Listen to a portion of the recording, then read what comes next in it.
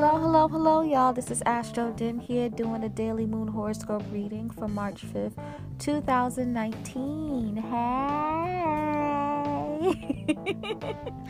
How y'all doing today? Hello. How y'all doing this new moon eve? Okay? Tomorrow is going to be the new moon, and I'm going to do a new moon reading. I'm not going to do it as a daily moon thing. I'm going to do it as a new moon reading and a full new moon reading, as I usually do. And so you don't expect a reading for the 6th, because the reading for the 6th is going to be my new moon reading. Do you get what I'm saying? So that's going to come out well, it already did, actually, technically. I'm pre-recording and I just gave myself up. Sorry. Anyways, that should be out already. It should have been out March 3rd, 2019. I like to do my new moon and full moon readings 3 days before, so you can listen to it, and you can use that whole week to like release or bring in intentions. You get what I'm saying? So yeah. Anywho, let's get this started, okay? The moon is going to be at 4 degrees Pisces, specifically March 5th, 2019, at 12 o'clock p.m. Eastern Standard Time. So throughout the day, the moon is basically, for at least us United States folks, going to be in the first decade of Pisces, okay? If you're Far East, such as Africa, Asia, Europe, it's going to be a little bit in Aquarius, so you may want to listen to my instead my March 4th reading and a little bit of my March 5th, that's why I try to like do the readings like a day before, so everyone can benefit from it a little bit. I know it's weird, timing is off and stuff, but I'm hoping that I'm helping as much people as I can, you know what I mean? Anyway, again, with the moon being the first decade of Pisces, this is double Neptune energy, because Pisces is ruled by Neptune, but also this decade specifically is co-ruled by Neptune. So it's double Neptune energy. And so we are going to be totally in our feels, okay? Totally in our feels. Neptune energy, Pisces energy is wild because the energy is water, so it's emotions, but it's also immutable, so it's flexible. So it's literally emotions all over the place. So we may be feeling a lot of different emotions, more than usual in the typical day span, you know what I mean, or the span of the day. So, just be aware of that. The reason why we're feeling these emotions is because, first of all, we're feeling our own emotions, right? But then, like, Pisces energy usually has us feel the emotions of other things as well. We get to really feel how it is to be a Pisces, right? To be truly intuitive and pick up energies of just other things, seen and unseen. Do you get what I'm saying? And so you may notice that you're a little bit empathic, a little bit more empathic than usual when it comes to other people's emotions, when it comes to picking up messages from unseen entities, when it comes to a lot of things, right? And so while the moon is in the first decade of Pisces, pure energy, the eve of a Pisces new moon, right? We are going to be picking up things about our self-undoing and our self-sabotaging ways. And we're going to be feeling it heavy, like on us. We're going to be feeling this energy right on us. Like, it's the emotions are going to feel like truly our own. You know what I mean? You know how sometimes you can pick up the emotions of other things? Well, this might be a me thing because I am actually empathic, but you can pick up the emotions of other things, and you can tell that, hey, this is not my emotion. I'm just picking up this emotion. We're not going to be doing that. It's going to be us picking up the emotions of other things and other situations, and it was going to feel like our own sometimes. That's why sometimes people like to say that Pisces energy can be quite disillusioned, because it takes like a high vibrating, well mature Pisces to kind of understand what is their emotions and what's not their emotions. You know what I mean? It's tough. It's really, really hard.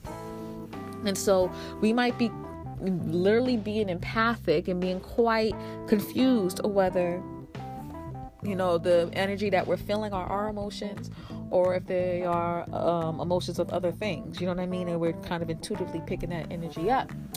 The interesting thing, though, what I really suggest people do is to really rest during this day, number one. But number two, definitely just kind of go with the emotion. Fully surrender to the Pisces moon in the first decade. Kind of surrender to that situation. Allow yourself to be emotionally vulnerable, and just be free to express those emotions. The reason why I asked you to do this is because usually during Pisces new moon, of course, but Pisces moon in general, it's really emotional because we are picking up channeled messages telling us about ourselves, telling us about our self-undoing and self-sabotaging ways, and how we need to actually make changes about them. Now, do we always take their advice? No. Sometimes we totally miss it because we're too much in our fields. Sometimes we totally miss it because of other distractions within our lives. But one thing, though, is the universe is trying to push that energy forward. So it's up to us to kind of pay attention and take action on that. You get what I'm saying? But the reason why I'm saying it's really important for you to figure that out beyond just you healing your self-undoing and self-sabotaging ways and truly freeing yourself, mind, body, and spirit. But the thing is that if you have any self-sabotaging ways and self-undoings that you're finally realizing now, tomorrow, when it's the full moon, you can actually release this energy. You actually have the entire week to release the energy. You have until March 3rd to March 9th to, not necessarily release the energy. That's more like full moon, but, new moon's more about bringing energy in. So you actually have the ability to kind of write the intentions that you want down on what you want to do to improve your self-undoing. How can I bring something in my life that will help me fix my self-undoing and self-sabotaging ways so I can fucking stop? Do you get what I'm saying? That's probably a better way to say it. So again, pay attention to these emotions on the 5th and the 4th and the 3rd. Okay. Write those intentions down. You have until the 9th to write those intentions, okay? From the 3rd to the 9th, okay? Because the full moon is on the 6th. You have 3 days before, 3 days after. So if I were you, I would keep writing down the intentions, and then don't finish the clause until you're done fully with the intentions, which is probably like the 9th, like late at night at the 9th, or late at night at the 10th. Or what you can do is write down as much intentions that you want. Write a clause down so you can be protected. If you're confused about which clause to write when it comes to new moon intentions, I suggest you check out Mystic Lipstick's tutorials about how to do new moon intentions and full moon intentions and stuff like that. That's probably going to be your best bet for sure. But what else? What else am I going to say? I'm totally losing my train of thought. Wow, I just lost it. But anyways, what I'm basically trying to say though is what you can do is basically write the clause down. And if you have more things to add into your new moon intentions and it's before the 9th, when you finish writing them down, write the clause again. And then you have to add more stuff, write the clause again, and you have until the 9th to do that. You get what I'm saying? That's what I'm trying to tell y'all. Anyways, I've been talking a lot, and I haven't even talked about the aspects yet. So how about I do that, okay? I'm not going to talk about how the moon is aspect in any energy in Pisces, because I want to save that to the full moon energy, okay? So we're going to skip that, and we're going to talk about... we're going to kind of just go on with the other signs, okay? The moon is sextile Uranus, okay? So again, similar to what I was saying before, we are accepted, like before meeting yesterday, we are kind of emotionally being connected to our individuality and our uniqueness. the individuality and uniqueness of our emotions, how our individuality and uniqueness affects our emotions, and how our individuality and uniqueness in innovative ways are wave up and down based off our emotions. You know what I mean? If you've noticed, I always tell people this, especially when I was doing the dating, the fifth house dating readings. If you've noticed that, like, your emotions, but let me say this. If you notice that, like, random situations happen to you out of nowhere and there's no stability, that's your Uranus trying to tell you that there's some unbalanced energy happening right now. You know what I mean? Especially if those random things happening to you are not so good. If it's random, like, good things happening, then hey, that's straight, you know, because you can work with it. But if it's random, like, weird shit or bad shit or unnecessary shit happening to you, that's kind of showing that there's some imbalance wherever with Uranus aspecting. And so if you're feeling some emotional unbalance, that's Uranus trying to tell you, hey boo, you need to check that. All right. And so with Uranus being in Aries, again, we're kind of reflecting on ourselves, our uniqueness within our personality, persona, and our appearance, as well as our uniqueness within our our uniqueness within our motivation and drive, and how our emotions are attached to that.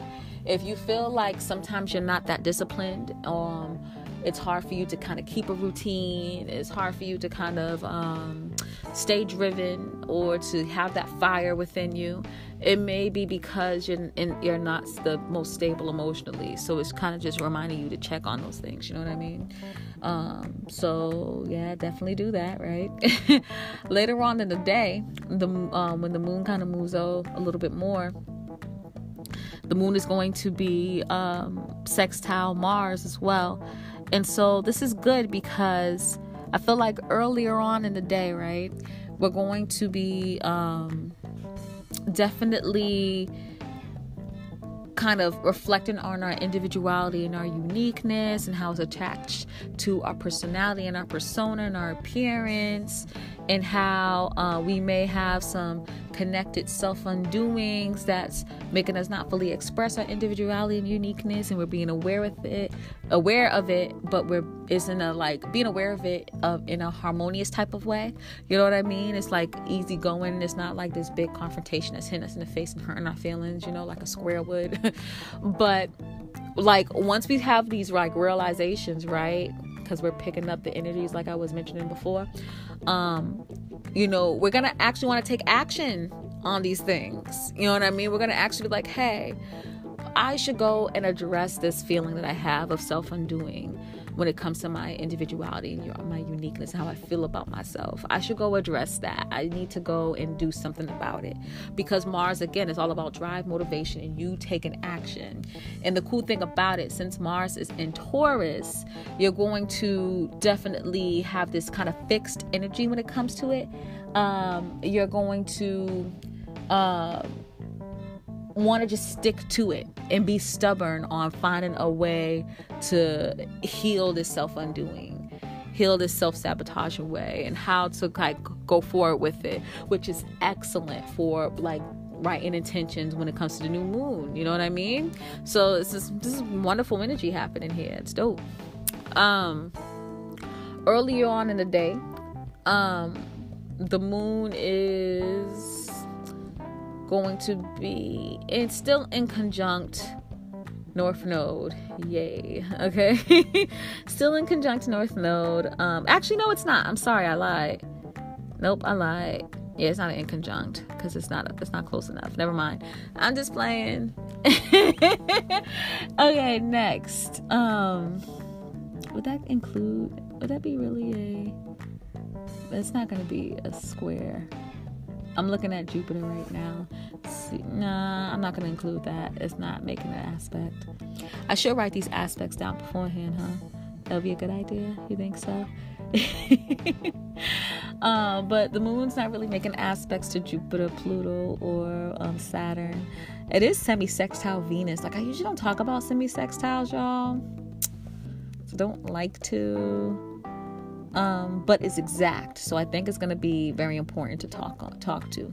So I'm going to talk about how the moon is semi-sextile Venus, okay? Because it's literally exact at one point, at least at 12 o'clock p.m., right? So around like 12, I'll say, you know what? I'll talk about the semi-sextile energy is not going to be that strong because it's only happening between a 3 degree orb. So I want to make sure I'm doing this at a 3 degree orb. So if you're in the East Coast US, definitely like fix your time zones or whatever if you're in a different time zone. But between 5 a.m. Eastern Standard Time and hold on 1 second. Now that actually is going to be most of the day.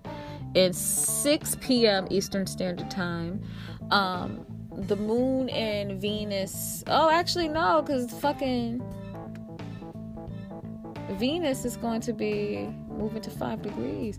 So it's going to be until 8 p.m. So yeah, 5 a.m. to 8 p.m. That's going to be most of the day. The moon is actually going to be semi-sextile Venus, okay? So this is funny because the energies are like so different because, you know, I'm a Venus in Aquarius natally, so I could speak to this very well. We're going to be desiring, desiring to kind of please the masses, if that makes sense, you know what I mean?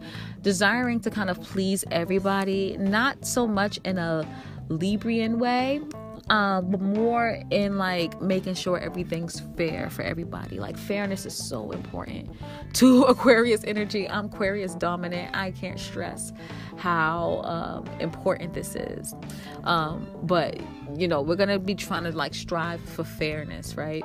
But another thing too about Venus and Aquarius as well is that what we find interesting and what we desire is uniqueness and individuality. And we like to kind of relate to that energy, especially with Venus being the first decade of Aquarius. It's double Uranus energy. We like the things that are different, that's unique, that's quirky, that's offbeat. You know what I mean? We kind of like are interested in things that other people may shy away from. You know what I mean? Not in a kind of Scorpion way, but more in a, oh, that's weird type of way. We like the weird, you know? The moon, though, is on a totally different vibe. You know, the moon in Pisces, especially the first decade of Pisces, is honestly more about, you know, doing what's spiritually familiar to you, you know, connecting and resonating what's spiritually familiar. So that's kind of how you have to work in the spiritual world. What resonates with you, what makes sense to you, what has some familiarity. That's how you kind of move your way to the spiritual world, because that realm is so different.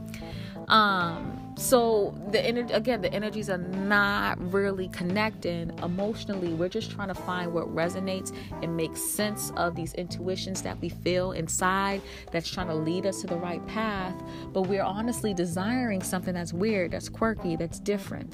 And so we may be a little bit misguided because, you know, we want something different, but you know, the best way to kind of go about the spiritual world when you're in the 3D world is to go what you resonate with and go what's familiar.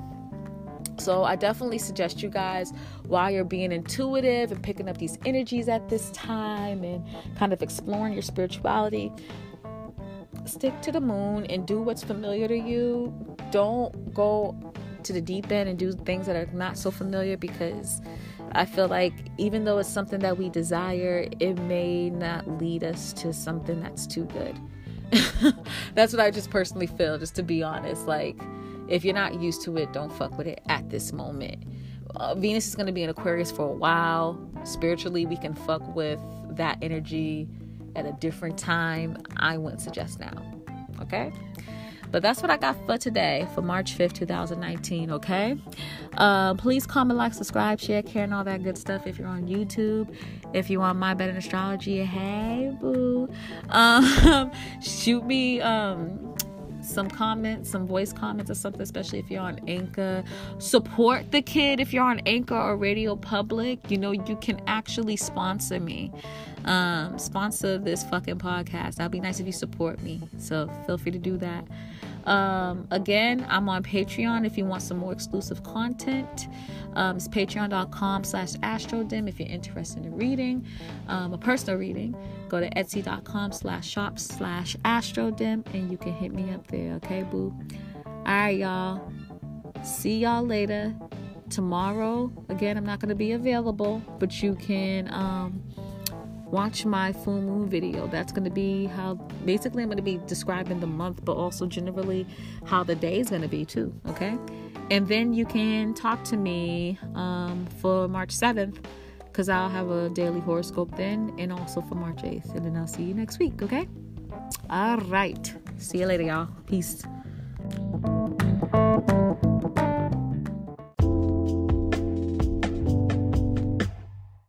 The podcast you just heard was made using Anchor. Ever thought about making your own podcast? Anchor makes it really easy for anyone to get started. It's a one-stop shop for recording, hosting, and distributing podcasts. Best of all, it's 100% free. Sign up now at anchor.fm/new. That's anchor.fm/new to get started.